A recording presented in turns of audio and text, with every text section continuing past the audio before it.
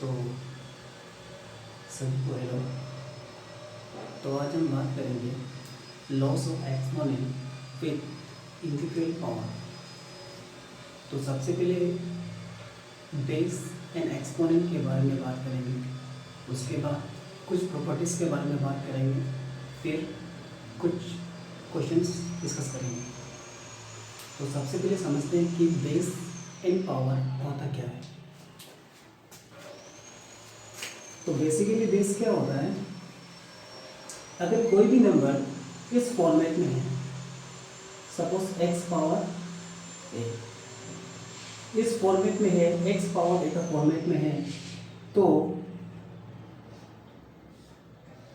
ये जो एक्स है इसको बोला जाएगा बेस, और ऊपर के साइड जो भी नंबर रहेगा इसको बोलेगा पावर। फॉर एग्जाम्पल अगर हम एग्जाम्पल की बात करें तो कुछ इस तरह से आएगा। फॉर एग्जाम्पल 2 पावर 3, इस केस में ये जो 2 है ये मेरा बेस हो गया, एंड ये जो 3 है ये मेरा पावर हो गया। कोई भी नंबर, कुछ भी नंबर हो सकता है इस बेस एंड पावर के जगह में, कुछ और ले सकते हैं। सपोज 3 पावर 2, तो यहाँ पे बेस हो जाएगा 3 एंड पावर हो जाएगा 2। तो ये था बेस एंड पावर का मीनिंग कि बेस होता कहाँ है, होता क्या है, एंड पावर होता क्या है। तो बेस एंड पावर ये होगा। तो अब हम बात करेंगे इसके बारे में, कुछ प्रॉपर्टीज के बारे में बात करेंगे। तो प्रॉपर्टीज सबसे पहले आता है प्रॉपर्टीज में, जो सबसे पहला जो बेसिक प्रॉपर्टीज आता है उसमें सबसे पहला पॉइंट ये है कि properties of multiplication with equal base. बोलेगा मतलब ये है कि अगर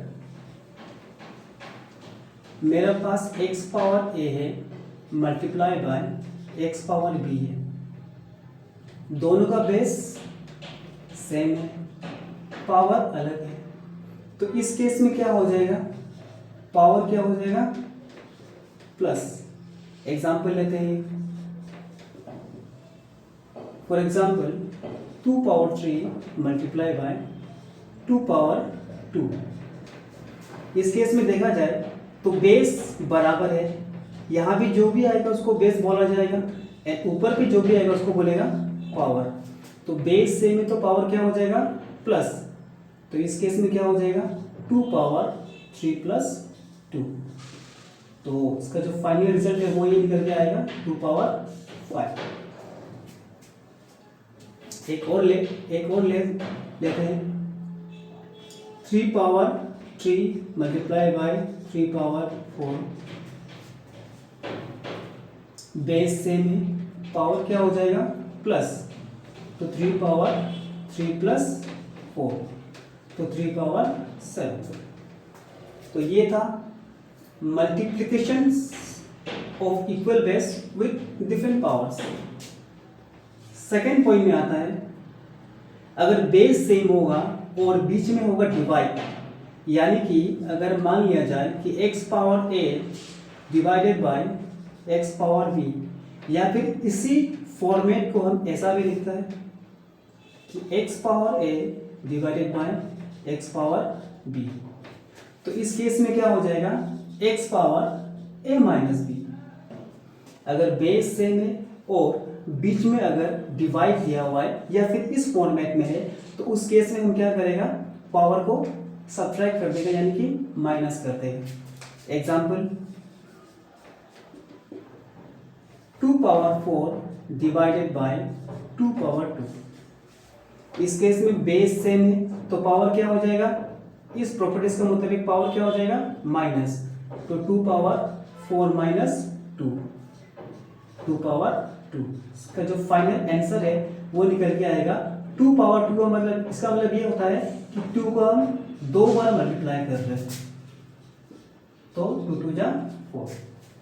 एक और example 3 power 6 divided by 3 power 2। Base same है, बीच में डिवाइड है तो पावर सब्ट्रैक्ट हो जाएगा, यानी कि 3 पावर 6 माइनस 2 3 पावर 4। जब इसको सोल्व किया जाएगा, कोई भी नंबर का अगर पावर में अगर कुछ भी नंबर होगा तो उसको उतना बार मल्टीप्लाई करना पड़ेगा। अगर इसको 3 को 4 टाइम्स मल्टीप्लाई करेगा तो मेरे पास निकल के आएगा वैल्यू 81। उसके बाद अगर मान लिया जाए कि यहाँ पे मान लिया जाए कि कुछ ऐसा केस हो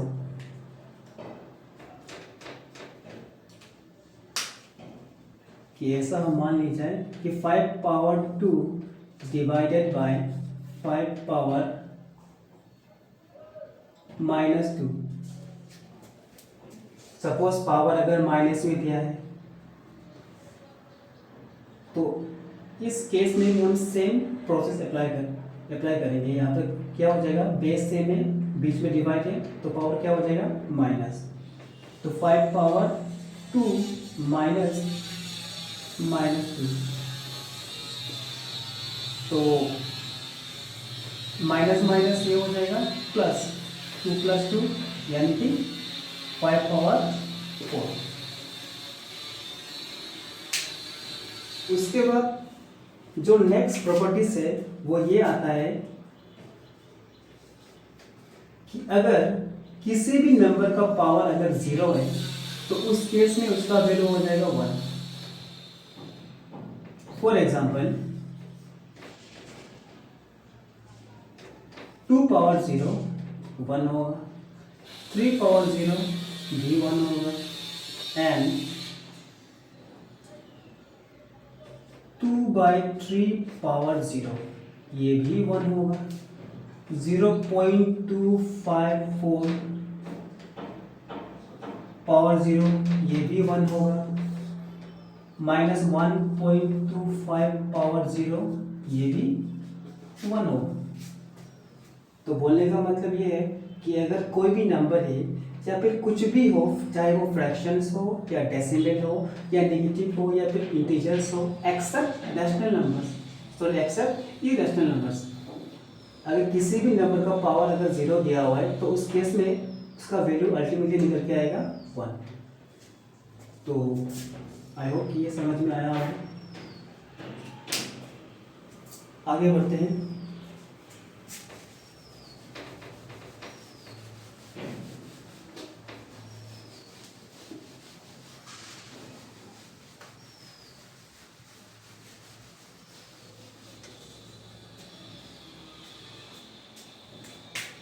तो जो नेक्स्ट प्रॉपर्टी है उसको हम बोलते हैं रेसिप्रोकल प्रॉपर्टीज।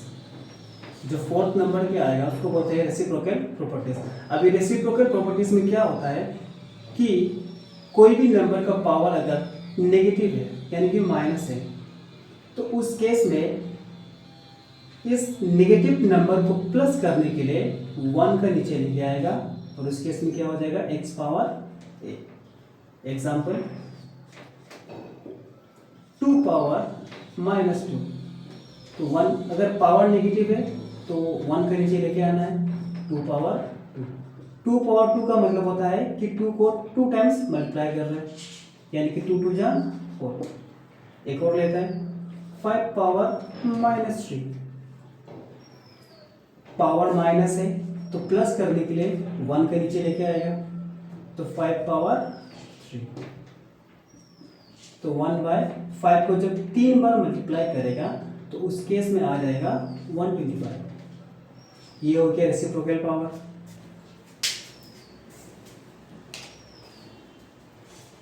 तो नेक्स्ट बढ़ते हैं।